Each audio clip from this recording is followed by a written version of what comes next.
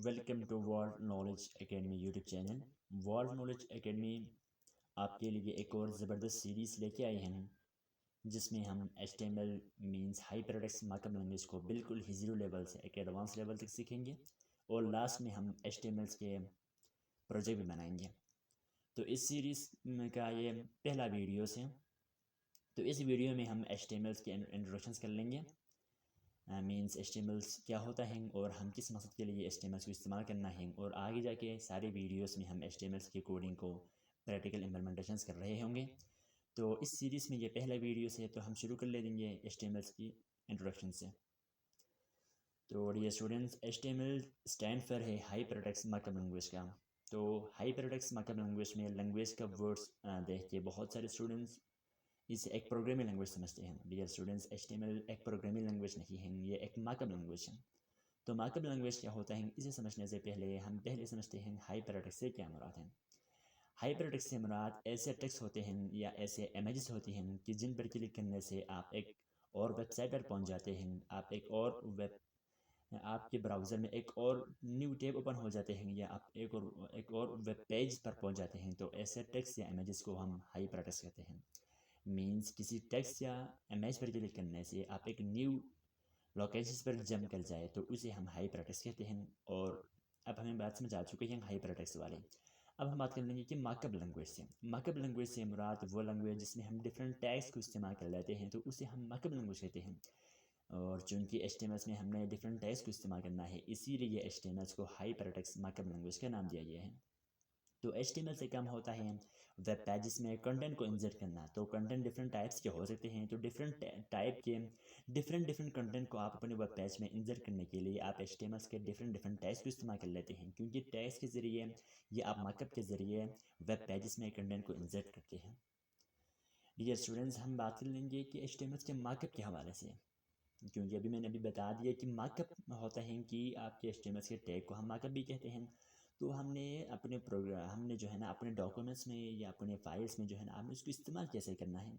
तो इसके लिए स्टूडेंट्स HTML के टैग्स होते हैं। तो यहाँ पर मैंने इस्तेमाल कर लिया है H1 के टैग, जिसे हम हेडिंग 1 के टैग भी कहते हैं। तो HTML में अमूमन टैग जो है पेयर में इस्तेमाल होता है, लेकिन ज़रूरी नहीं है कि हर टैग जो है ना पेयर में इस्तेमाल हो। ऐसे बहुत सारे और भी टैग्स होते हैं कि जो पेयर में इस्तेमाल नहीं होता है, लेकिन वो तमाम टैग्स जो पेयर में इस्तेमाल होते हैं उसकी सिंटैक्स में सबसे पहले आपने उस टैग की ओपनिंग पेयर इस्तेमाल करना है।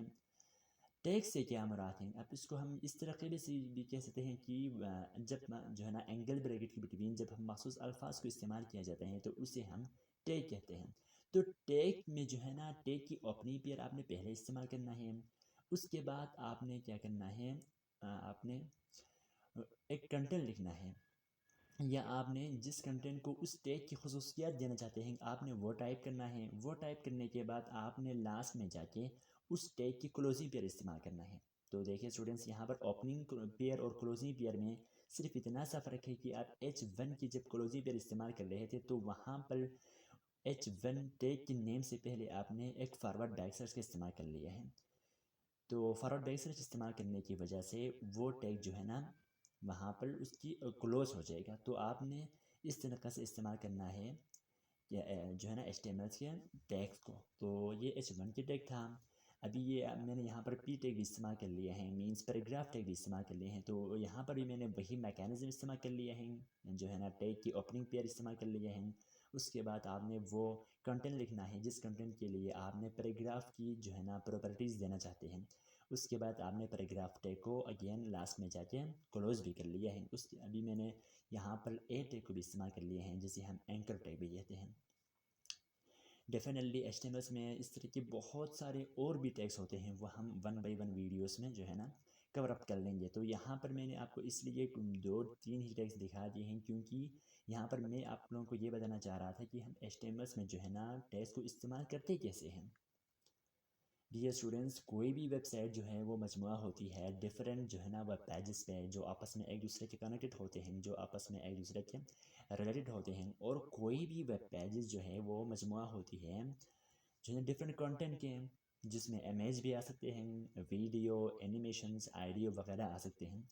तो ये कंटेंट्स आ सकते हैं। तो वेब पेजेस में आपने डिफरेंट कंटेंट को इंसर्ट करने के लिए या डिफरेंट कंटेंट को अपने वेब पेज में शामिल करने के लिए आपने HTML के डिफरेंट टैग्स को इस्तेमाल करना होता है। डियर स्टूडेंट्स, आप अपने ब्राउज़र को इस्तेमाल करते हुए जब एक वेब पेज जो है लोड करता है या आपके ब्राउज़र में जब एक वेब पेज दिखाया जा रहा होता है तो वो मेनली 3 कंपोनेंट से मिलकर बना हुआ होता है। तो उनमें से पहला जो है वो HTML है, मीन्स हाइपरटेक्स्ट मार्कअप लैंग्वेज है, और दूसरा जो है वो CSS है, मीन्स कैस्केडिंग स्टाइल शीट है, और तीसरा जो है वो जावास्क्रिप्ट है। तो स्टूडेंट्स, इस इंट्रोडक्शन वीडियोस में हम CSS और जावास्क्रिप्ट को भी थोड़ा सा इंट्रोडक्शन कर लेंगे उनके भी, लेकिन आगे चलकर सारी वीडियोस में हमारा फोकस सिर्फ और सिर्फ HTML पर रहेगा। और इसी चैनल पर इंशाल्लाह ताला बहुत जल्द CSS और जावास्क्रिप्ट की भी कम्प्लीटली सीरीज़ पब्लिश किया जाएगा। तो जो है ना, उनमें से पहला कंपोनेंट जो है वो जो है HTML है।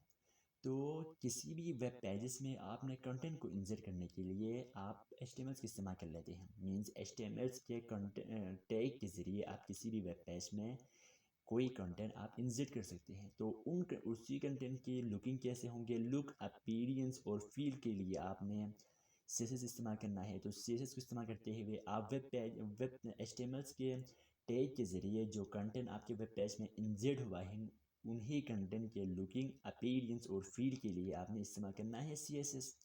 मींस आपने एक पैराग्राफ इंसर्ट कर लिए हैं अपने वेब पेज में, तो उस पैराग्राफ के जो है ना जो है वो कलर क्या होंगे, उसके जो फ़ॉन्ट साइज़ जो है वो क्या हो सकते हैं, इस तरह की जो है ना स्टाइलिंग के लिए आपने इस्तेमाल करना है CSS। और बाकी जो है ना आपने जावास्क्रिप्ट इस्तेमाल करना है यूज़र इंटर एक्टिविटीज़ के लिए। तो यूज़र इंटर एक्टिविटीज़ को आप कंट्रोल किया जा सकता है जावास्क्रिप्ट से। तो आगे चलकर सारी वीडियोस में हमारा फोकस HTML पर ही रहेगा, लेकिन ये इंट्रोडक्शन से वीडियोस से तो मैंने आपको बता दिया कि CSS का भी यहाँ पर क्या होता है, किसी वेबसाइट में क्या रोल है उसका भी, और जावास्क्रिप्ट का भी क्या रोल है। तो ये तीनों जो है ना मैन ही कंपोनेंट्स होता है, तीनों से ही जो है ना एक अच्छा वेबसाइट बनता है। तो इसलिए जो है ना आपको HTML भी ज़रूरी होता है, और CSS भी ज़रूरी होता है, और जावास्क्रिप्ट भी ज़रूरी होता है। देखिए स्टूडेंट्स, जब आप HTML के डॉक्यूमेंट बना लेते हैं या जो है ना आप HTML के फाइल्स वगैरह बना लेते हैं, तो इसके लिए आपके सिस्टम में 2 चीज़ों का होना ज़रूरी होता है। तो उनमें से पहला जो है वो टेक्स्ट एडिटर होते हैं।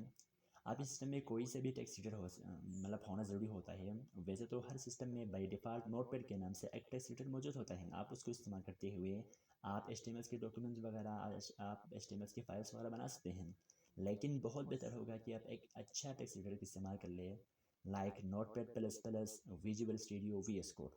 लेकिन इस सीरीज़ में हमने विजुअल स्टूडियो VS कोड को इस्तेमाल करना है, जो कि माइक्रोसॉफ्ट की तरफ से एक ओपन सोर्स जो है एक टेक्स्ट एडिटर है, आप इसको फ्री डाउनलोड कर सकते हैं। तो इस सीरीज़ में हमने जो है वो विजुअल स्टूडियो VS कोड को इस्तेमाल करना है। और दूसरा आपके सिस्टम में होनी चाहिए वो है ब्राउज़र, कोई से भी ब्राउज़र हो, गूगल क्रोम हो या माइक्रोसॉफ्ट सफारी वगैरह हो, तो वहाँ पर जो है ना आप रन कर सकते हैं आपके HTML में लिखे गए कोड को, या HTML में लिखी गई इंस्ट्रक्शंस, टैग्स वगैरह को आप किसी ब्राउज़र में रन कर सकते हैं। तो स्टूडेंट्स, आपके सिस्टम में ये दोनों चीज़ों का होना ज़रूरी होता है। जब आप HTML जो है ना उसकी कोई फ़ाइल बना लेते हैं, तो आप टेक्स्ट एडिटर में जो है ना HTML से कोडिंग कर लेंगे, या आप HTML के टैग्स वगैरह इस्तेमाल कर लेंगे, तो उसके आउटपुट या उसके लिए जो एनवायरनमेंट जो है ना प्रोवाइड कर देते हैं वो आपके ब्राउज़र होता है। तो कोई से भी ब्राउज़र जो है उसमें जो है ना आप उसको रन कर सकते हैं। और टेक्स्ट एडिटर भी आप कोई से भी टेक्स्ट एडिटर इस्तेमाल कर सकते हैं, लेकिन एक अच्छा टेक्स्ट एडिटर का इस्तेमाल कर लेंगे। तो इस सीरीज़ में हमने visual studio VS code text editor को इस्तेमाल करना है। तो स्टूडेंट्स, अगले